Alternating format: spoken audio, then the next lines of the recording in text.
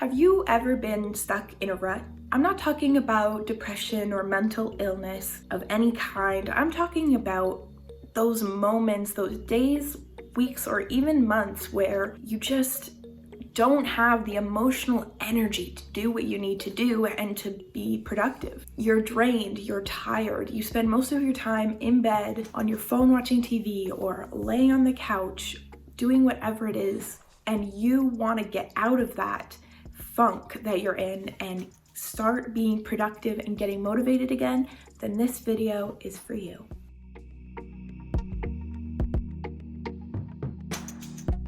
Hey guys, welcome back to my channel. My name is Mickey. Today's video, we're going to be talking about how to get out of a rut. Don't forget though, before we get started, if you have not already, press that subscribe down below. If you like the video, give it a big thumbs up. I'm sure that many of us in the world have been in a funk before or stuck in a rut. I'm talking about those moments where you just lack motivation and everything just takes so much effort to do. And that was me in November, the whole month of November. The first couple weeks, I was working on kind of adjusting things at the beginning of November, weather-wise. Definitely things got dark fast and they got cold fast. That's very typical for where I live in Canada. It's something that, takes a lot of getting used to, and there is always a period of time in that switch between fall and winter that is just really challenging to get through. And the second 2 weeks of November, I just lacked motivation so much. So what I did, of course, is I took to the YouTube and I found this video from Better Ideas. It's 2 years old, but he still does make motivational videos and content, which are really great. It's a great channel. I'll definitely make sure to link his channel and the video for you guys in the description down below. There's one specific takeaway from that Better Ideas video that I wanted to share with you guys. That is something called the do something principle. If you haven't heard of the do something principle, it's basically just a kind of motivational technique for getting yourself out of a rut. And it's kind of self-explanatory in its name. It literally, all you have to do is something. Mind blown, right? You have to do something. Crazy. But honestly, the number one biggest thing that you can do to get yourself out of a rut is to just do something productive. The do something principle kind of says you can do anything as long as it's something, even if that's just getting up in the morning and showering and get dressed, or getting up and making your bed, getting up, brushing your teeth, doing the dishes. Any small task that is going to be easy for you to accomplish, that you are able to get enough motivation to do, that will kind of spark a chain reaction of motivation. And that's kind of the basic idea of the do something principle. I have found that using the do something principle whenever I'm in a rut has saved my life while doing online school. It's just so difficult to push and do things every day and keep up with the work, because you really do need to keep up with it. So we are in finals right now, so at the beginning of next semester, I'm going to put out a video for you guys about what online school has really been like for me. I tried to upload that video 2 weeks ago and all of the footage got corrupted and the files, so I'm gonna refilm it for you guys and put it out at the beginning of next semester for you in January. So if you guys want to see that, don't forget to subscribe and hit the notification bell so that you're alerted when that comes out. It really is important to just push yourself. Push yourself.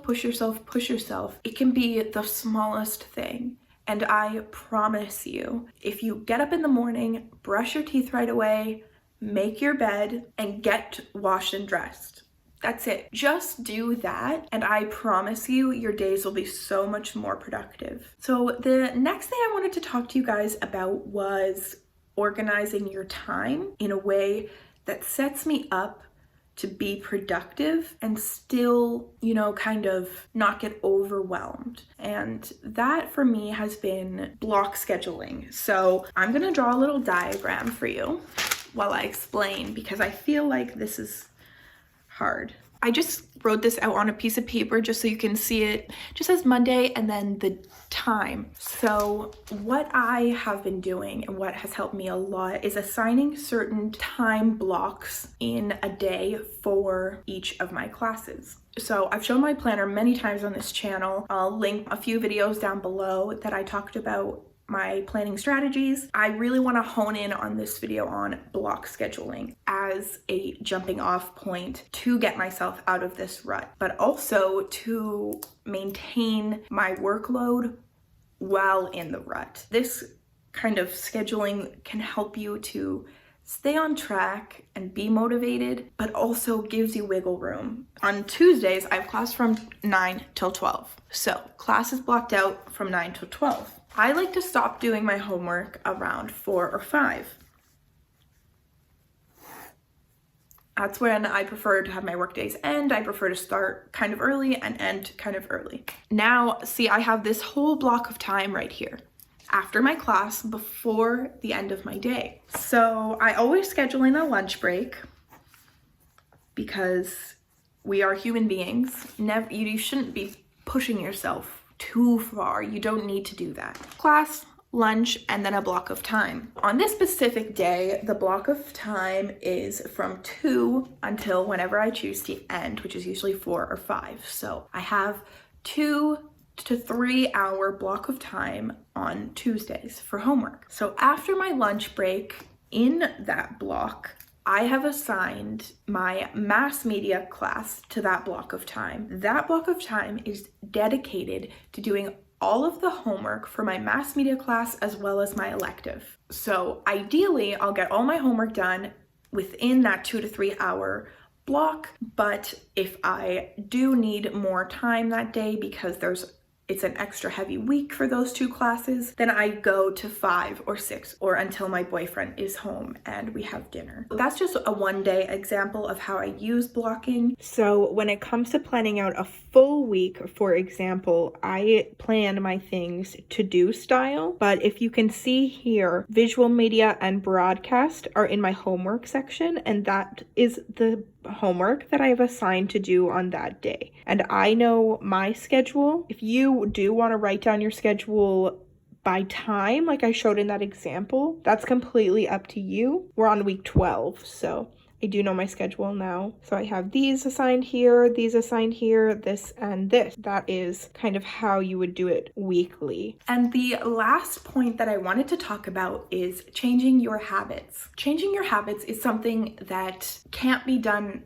quickly, and it's not something that's going to get you out of a rut. What it is going to do is lead you to a place where being productive, being happy and healthy, and getting all of the things done in a day feel like they're not work anymore. That's what changing your habits is about.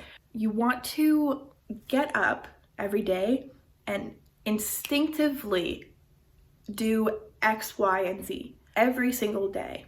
You have these list of habits and these things that become so routine that they're no longer a challenge to do. And honestly, 2020, I have changed a lot of my habits around productivity, cleaning, and health and fitness. Right now, I'm really trying to work on health and fitness. I'm currently reading the audiobook Healthy AF, The Habits You Need to Get Lean, Stay Healthy, and Kick Ass of Life by Una Duncan. I will definitely put a link for that in the description for you guys. I just started, I'm only on part 1, but it has already really spoken to me about the habit changes that I have been making already in the second half of 2020 and the habits that I really want to change going into 2021 just to become a better, more mature, full-rounded person and thrive and be happy and do whatever I want. That's something that I've definitely been working on. Like I said, it doesn't necessarily get you out of a rut. Trying to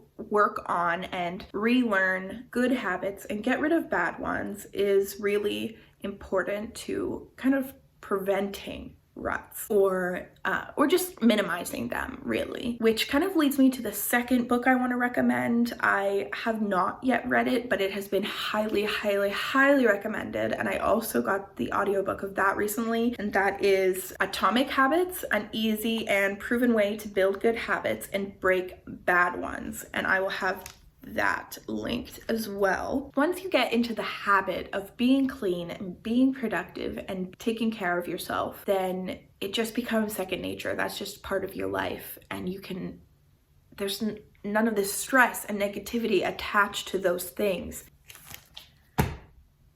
So, to summarize, to get yourself out of a rut, you just need to do something, plan out your time, and try and create good habits and get rid of bad ones.